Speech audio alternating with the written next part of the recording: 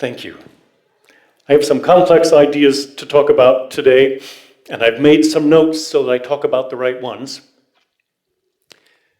Here's the first. We start with a question. It's a question that all of us in this room are going to need to confront. It's a question that everyone that has anything to do with City 2.0 is confronting right now. How shall we live? How shall we live on the earth? You think it's our destiny to be relegated to staying in millions of little boxes scattered around the surface of our land masses, separated by roads and parking lots and cars? I don't think so. Instead, the answer from Cosanti Foundation is this: arcology. Architecture and ecology as two parts of a single whole system to which we as humans belong. This is what I want to talk about, and it's what I want all of us to think about after this afternoon. Cosanti, the name of our foundation, 50 years on, founded back in the 1960s by Paolo Soleri, comes from two Italian words: cosa, meaning things, anti, meaning before things. It's an urban research foundation before things about ideas, and arcology is one of those ideas. There's a problem with how we have designed cities. In this country particularly, and it's a problem we are exporting worldwide. While it appears to many people that this is a population problem, it is not quite. Rather, it's a problem with pattern. It's a problem with how we're inhabiting the earth, and it's a problem with the pattern of how we have been making our cities. Here's Beijing. Cities appear to be the most recent life form, the newest organism on the planet. The earliest cities are only 7,000 to 10,000 years old. Compare this to the length of time humans have been here, or mammals, or single-celled organisms, or compare it to the time the Earth has been around itself. And it isn't so mysterious, really, that in such a short time, and I'm speaking cosmically here, that we haven't been able really to design cities in a way that is coherent, in a way that is congruent with how the Earth works or with the design of other organisms on the planet. As we've been making cities, suburbs, freeways, farms, factories, cars, pretty much all of our cultural artifacts so far, sprawling our thin film of life across the planet's surface in a way which, if all people were to live as we do in America, it would take 4 more Earths to support us all. We have had no idea how the Earth actually works, how life has worked to establish itself on Earth. As we find out more and more, we've learned that life favors 2 conditions above all: miniaturization and complexity. Density, in other words, the pattern we aspire to with arcology. Think for a moment how density works with life.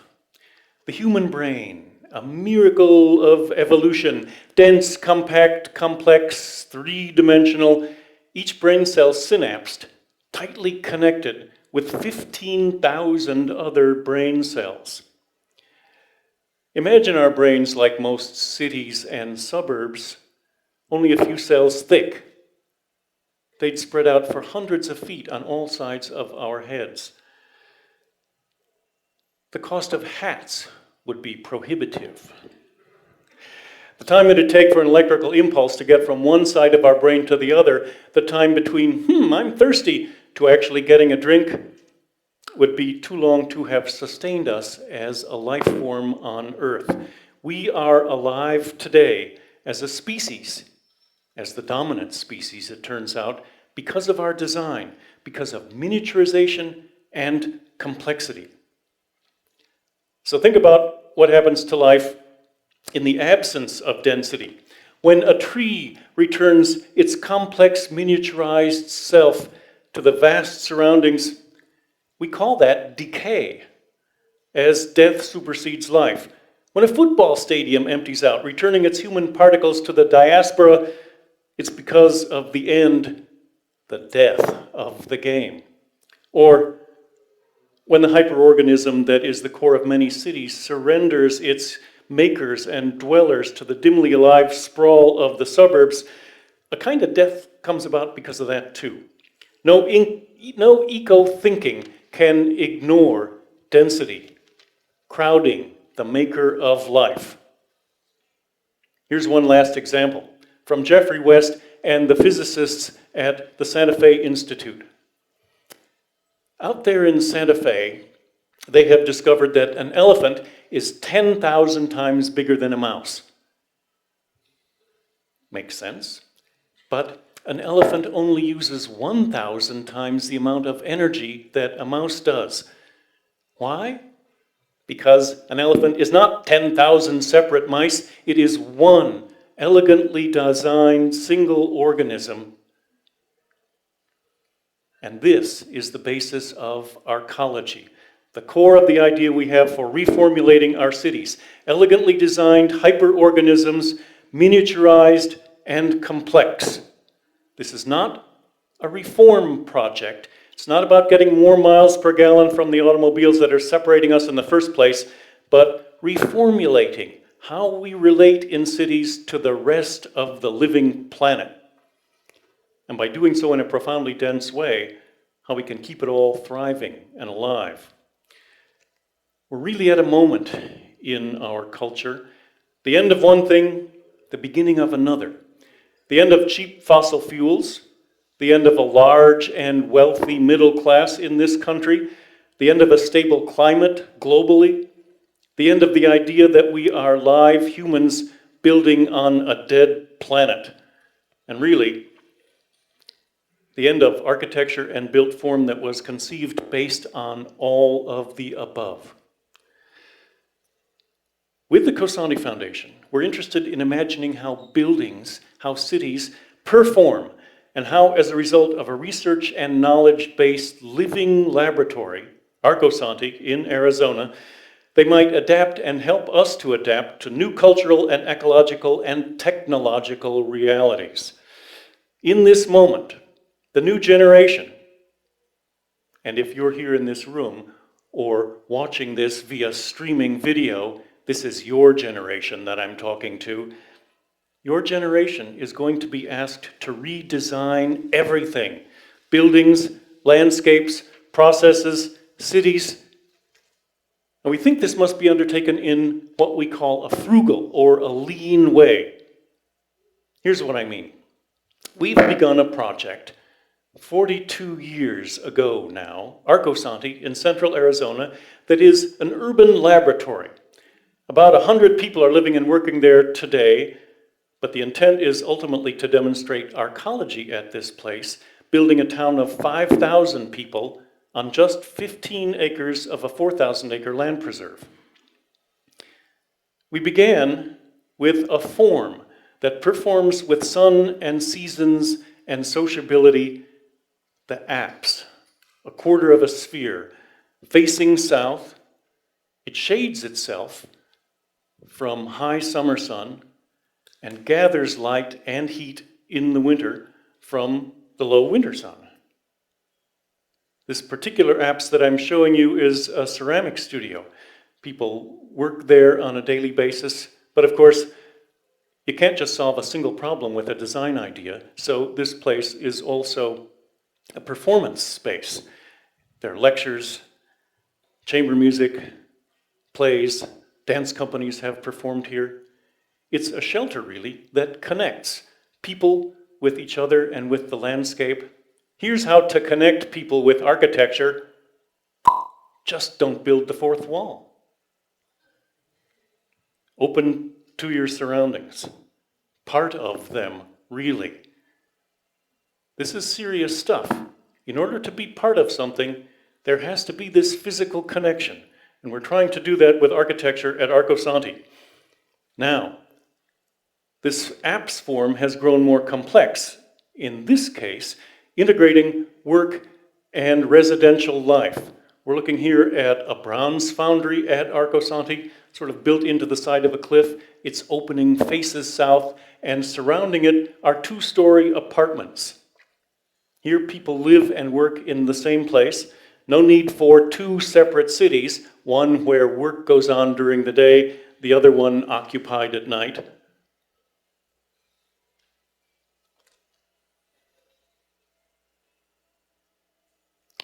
And this has become more complex yet. At Arcosanti, here's a picture of a model of an integral urban neighborhood that surrounds a performing arts center. And what do you know, we've actually built it there too. Now, rather than line up houses and institutions next to streets filled with noisy cars and carbon monoxide, we place people in a form in which they can recognize themselves as a community. There are two myths about the origin of architecture. The first myth is one that all Americans who go to architecture school are taught in school. It's the myth where a lone man, and it's always a man too, is wandering in the forest and finds a stand of saplings, and he can bend those sapling trunks down so that their crossed branches can become the roof beams of his little hut. The primitive hut, and the sapling trunks can be the columns of this same hut. This kind of feeds our cult of self-sufficiency and individualism here in this country. There's another myth, however, and in this myth, a group of people comes upon a natural shallow bowl in the landscape and puts up some boards in the middle and becomes witness to an extraordinary event, not the least of which is that this group can see itself as a single entity, a whole community. This is the experience we're after at Arcosanti, the urban effect, the organic interaction of people and things that gives the city meaning and value. And eventually, it's only money, here's a possible three-dimensional form for the entire Arcosanti project. Facing south, a truncated apse form for the entire town, solar greenhouses that grow food and produce heat and recycle organic waste and conserve water, miniaturized, complex, three-dimensional, and it's not just about food and energy, it's about materials and buildings and how to move ourselves and our goods and services between them. The city as an information medium. This moment is one in which experiment is called for. The work we are undertaking at Arcosanti is to design, enact what we have designed, learn from enacting, and try again. And that's the purpose of the project. Based on this idea, architecture and ecology, we've developed urban arcology projects for several different climate zones and geophysical locations around the world. Here's one for a trading town in India. One for a very cold climate near Chita, Siberia, a mining town for about 12,000 people, in which the solar greenhouse that ordinarily would feed the town people and recycle organic wastes and also produce heat to power the town becomes huge and reaches right up to the town structure itself. Or how about one on the face of the Glen Canyon Dam on the Colorado River at Page, Arizona? 20,000 people with plenty of water for drinking, for growing fish for food, for recreation, for irrigating the surrounding cropland. And, you know, if you build a hydroelectric dam, it takes about 35 years of operating that dam to just repay the debt in energy that it took to build the thing in the first place. And then what? It's just holding water back? That massive structure? You could do a lot more with that.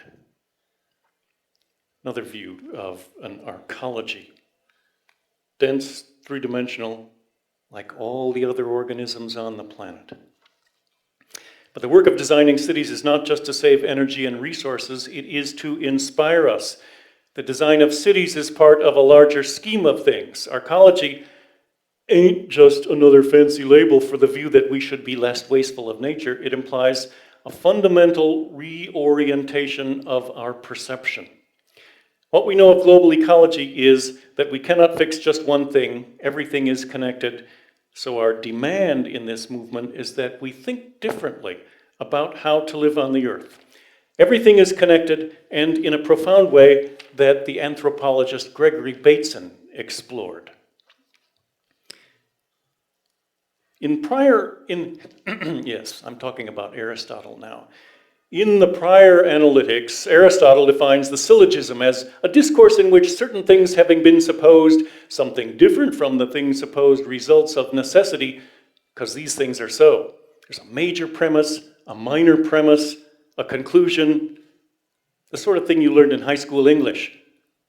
In a syllogism, each subject is the object of the next statement, and that's how we have divided up our world so far, into subjects and objects, actors and acted upon, life and not life, man and environment. Here's one. Men die. Socrates is a man. Therefore, Socrates will die. This method of logical thinking has been the basis of Western civilization.